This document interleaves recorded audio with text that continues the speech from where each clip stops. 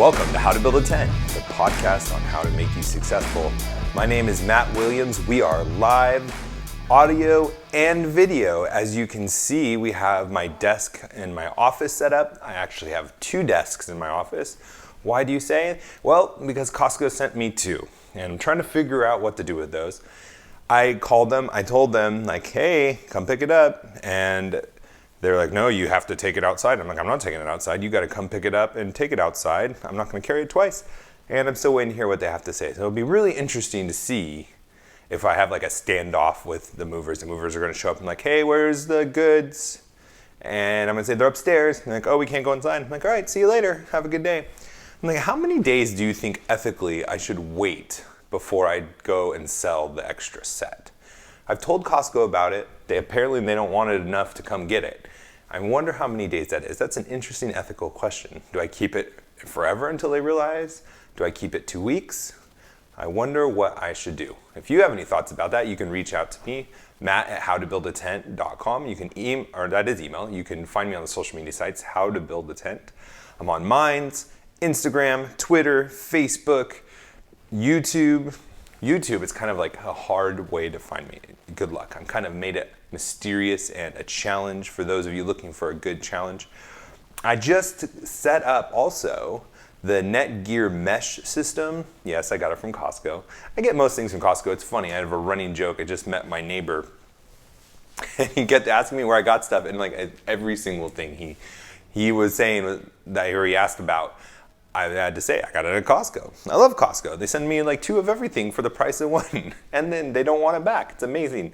But that mesh system is fantastic. If you have a really big house and you have problems with your Wi-Fi, especially when you want to go off that 2.4 gigahertz and you want to get to that 5G, and it's really hard to get through walls, this mesh system has been fantastic, especially because my house has all those smart switches on them where they can be programmed and they need to be synced into the Wi-Fi network, so you can schedule when they come on, when they come off, and all that good stuff. It really is helpful. Really recommend it. I think I got the three set for $220, and that's pretty much the price of a good router and a good extender, which extends the signal. We might as well just get the new mesh technology. I'm also trying to get a new TV for the office, but I'm not sure which kind to get. I'm trying to figure out, I like Samsung, I'm trying to figure out which Q to get, which QLED or whatever they call it. If you have any input on that, I'd love to hear from it. We are part of the Fight Laugh Feast network. Go over to fightlaughfeast.com, put in HtBT in the memo field, and you'll get a mug like this. I can finally show you the mug I'm talking about. Doesn't it look great? It's white with some blue HtBT logo signage all over it, and it holds 15 ounces of your favorite beverage. Go over to fightlaughfeast.com, put in HtBT in the memo field. One of the things that I've been doing since I've bought a lot of stuff from Costco is putting together a lot of stuff. Not my bed set, and that's 2 weeks late getting here, so I'm just on a mattress and a bed spring, box spring, which are made out of metal now. Fantastic, because nothing is worse than a broken box spring. Well, there's a lot of things worse. I'm not gonna over-exaggerate. So I've been doing a lot of assembly, which I don't normally do. I usually do the white glove service because it's $100, $150, whatever, and you'd think about, well, I could be working and charging a client $250. Why would I give up that hour to assemble things and pay? I'd rather just pay $100, $150, and then go work $250 or go work for $250 an hour and make some money and not have to do the stuff that's just terrible.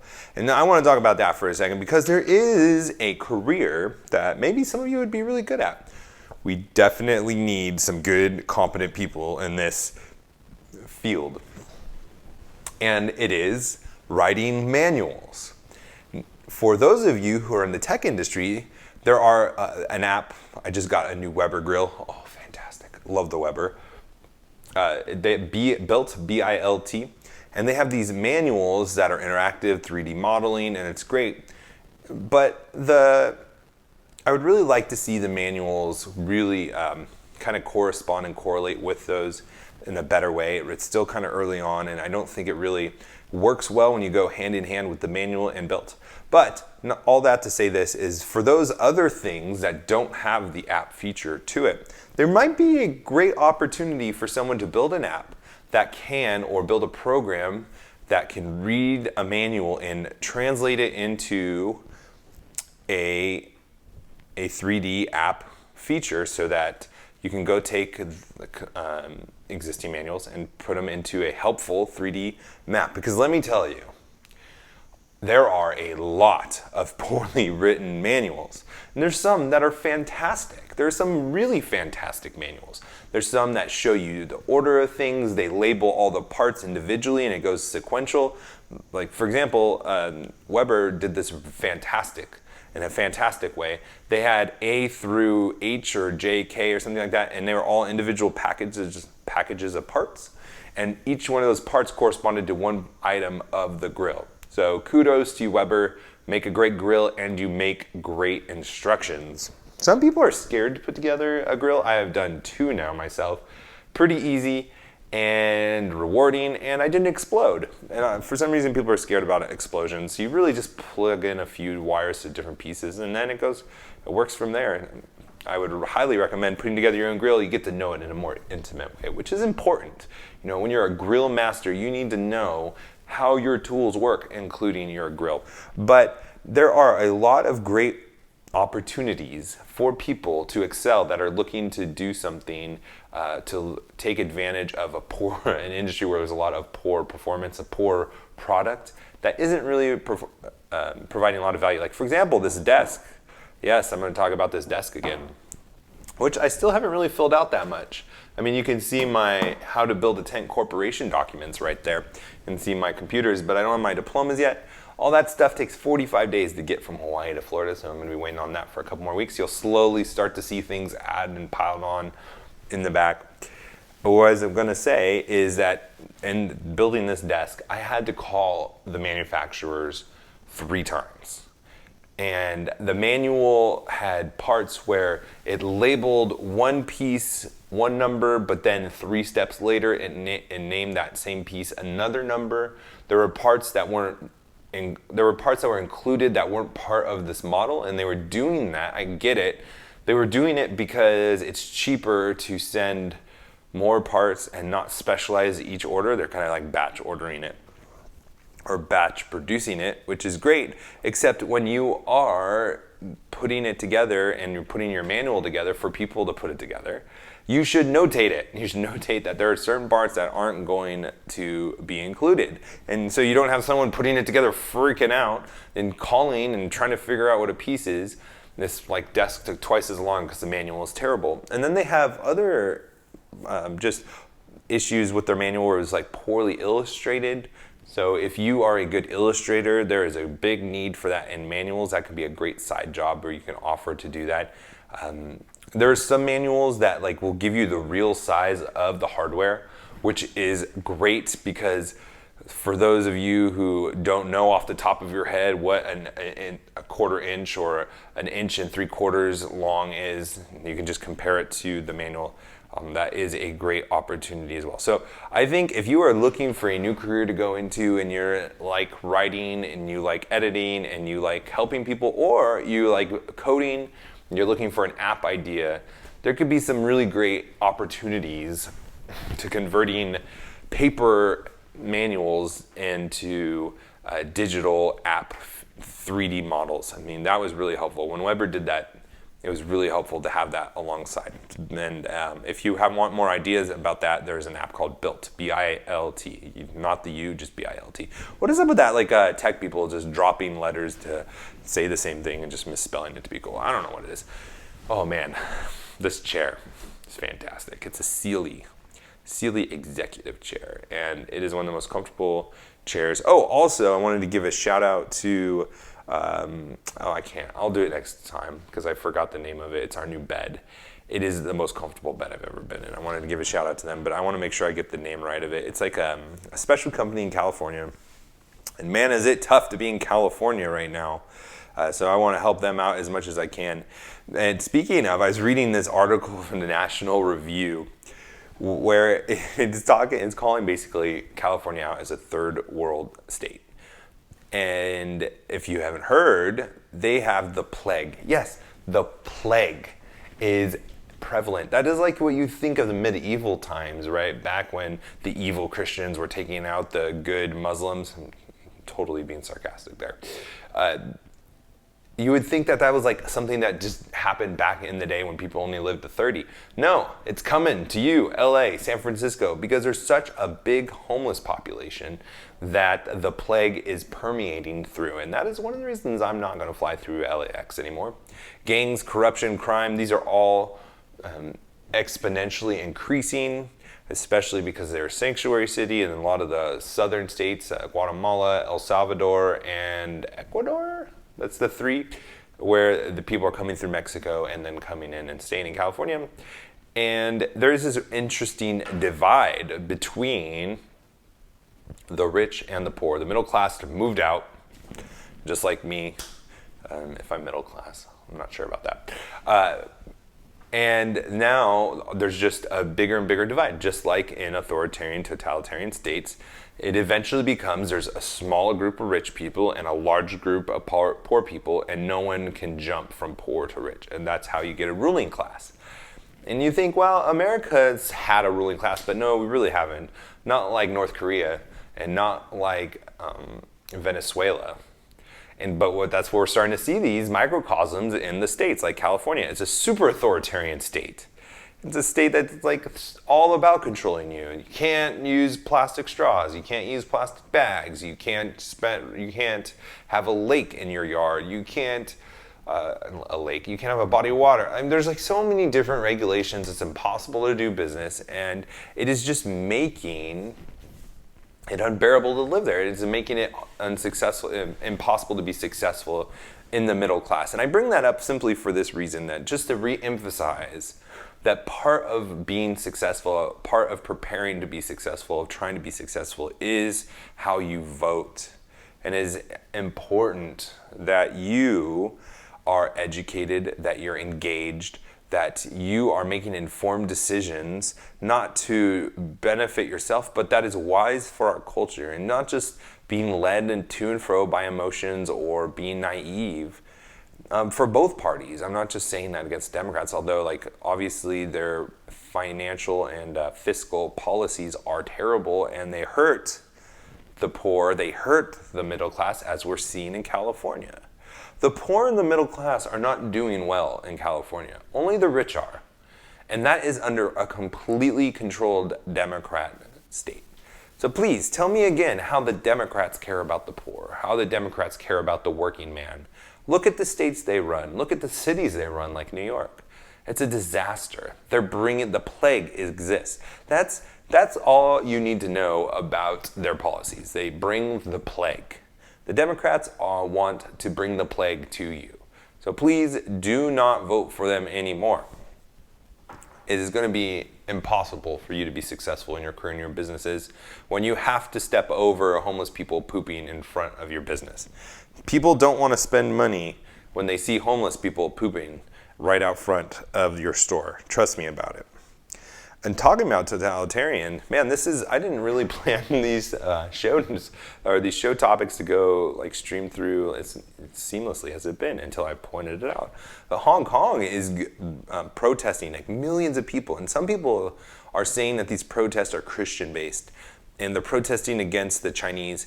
The Hong Kong used to be part of China, then it became a British colony, and then it was given back, but there was some like understanding that China would never really take it over. So China has influence, China's there, but they still have more freedom than they do on the mainland, which is what islanders call the main land. If you're not on the island, you're on land, you're on the mainland.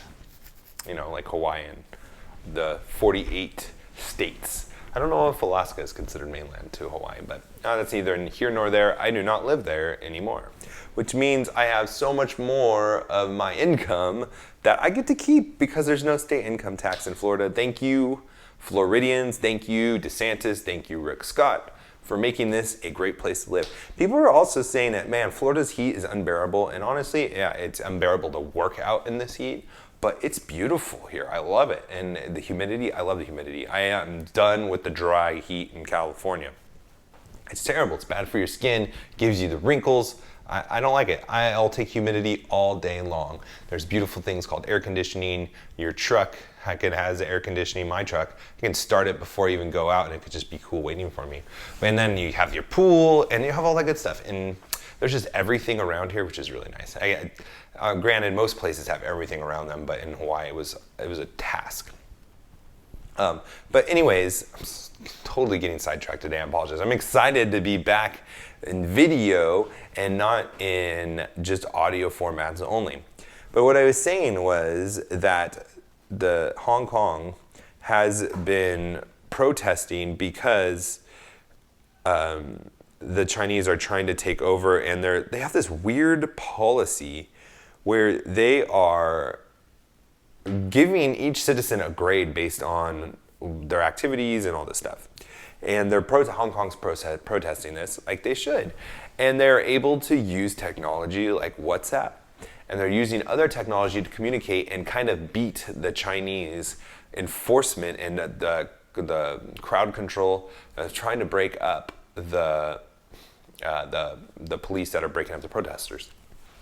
And they're doing some other cool things too, like they're dousing the pepper spray with water. They're giving out solution to the protesters. Like, these guys are like professional protesters. They got their stuff together.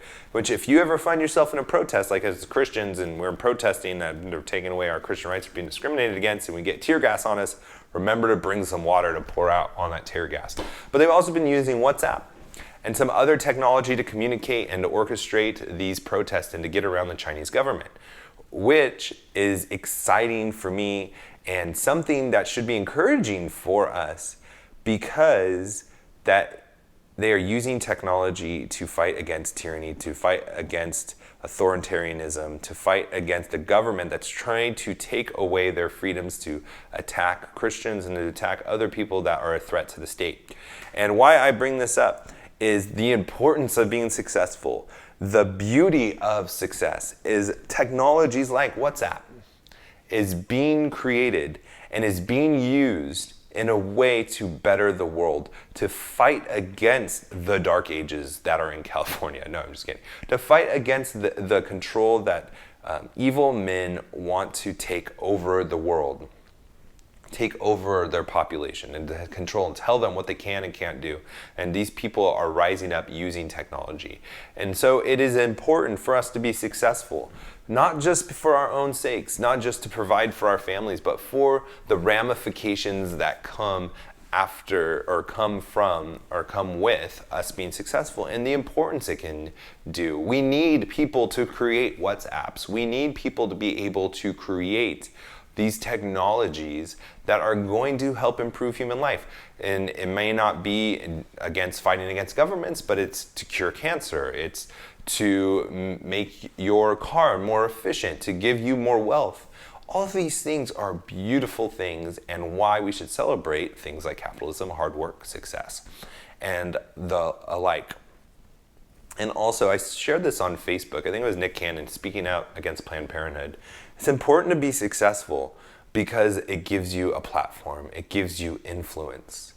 And we should be striving for that, not for our own glory, but for the ability to use our platform to proclaim the message that Jesus is Lord, and that Jesus saves, and that you are not lost in your sins. But if you would repent and come to Him in any area of your life, He will save you. He will redeem you, and He will give you a new name. He will bring you into His family.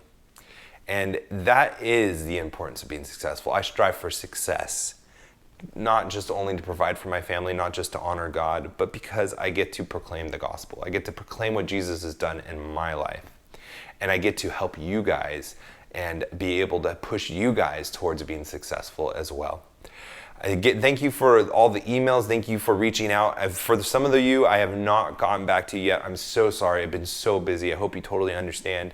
I hope you guys are doing well. I'm praying for you. Please be praying for me as we get settled into this new home, this new area, and on the East Coast. I'm really excited to see what God has to do.